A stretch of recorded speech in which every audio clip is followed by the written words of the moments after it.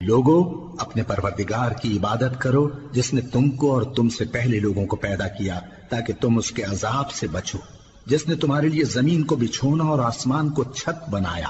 اور آسمان سے مے برسا کر تمہارے کھانے کے لیے انواع و اقسام کے میوے پیدا کیے،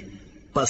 کسی کو اللہ کا ہمسر نہ بناؤ اور تم جانتے تو ہو۔ اور اگر تم کو اس کتاب میں جو ہم نے اپنے بندے پر نازل فرمائی ہے کچھ شک ہو